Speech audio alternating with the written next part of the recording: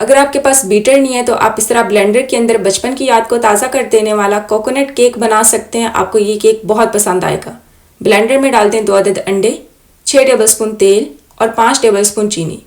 Blender का ढक्कन बंद कर देते हैं और इसको 1 मिनट के लिए अच्छी तरह से ब्लेंड कर देंगे। ढक्कन उठा देते हैं और इसमें डाल देंगे आधा कप प्लस 2 टेबलस्पून मैदा और साथ में 1 टीस्पून बेकिंग पाउडर।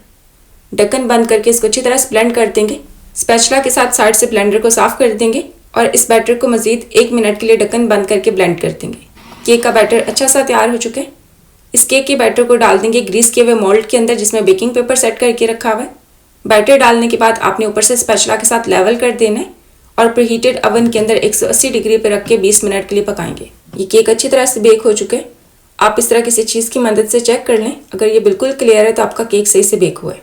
एक पैन में डाल देते हैं आधा कप चीनी और आधा कप पानी। हाई फ्लेम पर इस चीनी को मेल्ट कर लेते हैं। चीनी अच्छी तरह से मेल्ट हो चुकी है। शुगर सिरप तैयार हो चुका है जिसमें हमने केक को डिप करना है। केक भी थोड़ा सा ठंडा हो चुका है। मोल्ड हटा देते हैं और बेकिंग पेपर भी उतार देंगे। बैक साइड से केक देख लें अच्छी तरह से बेक हुआ है। इसको रख देते हैं और दांत वाली छुरी के साथ इस तरह केक की कटिंग कर देंगे। इस तरह आप लंबाई में इसके पीसेस कट कर दें। चाहें तो इसी तरह रहने दे सकते हैं और चाहें तो इनको मज़ीद सेंटर से आधा भी कर सकते हैं। मैं इस तरह इनको हाफ करी हूँ। अभी नज़दीक से दिखा देते हैं। इस तरह आपका केक बहुत ज़्यादा नरम तैयार होगा। आप ऐसे भी खा सकते हैं चाय के साथ और कोकोनट केक भी बना सकते हैं। शुगर सिरप को 2 हिस्सों में तकसीम कर देते हैं।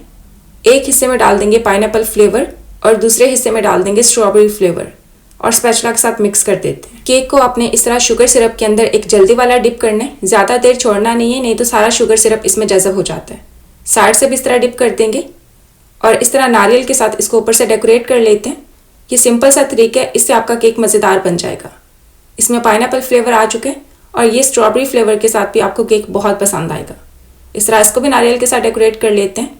अगर आपको लगता है कि आपके केक के अंदर शुगर सिरप ज़्यादा चला जाता है तो आप इस तरह ब्रश की मदद से भी केक को थोड़ा सा गीला कर सकते हैं ताकि इसके साथ नारियल अच्छी तरह से चिपक जाए।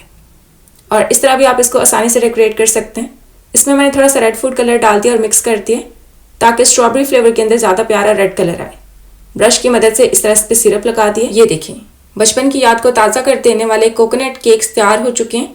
अगर आपके पास अवन नहीं है तो आप इसको मीडियम फ्लेम पर पतीले के अंदर 35 मिनट के लिए पका सकते हैं।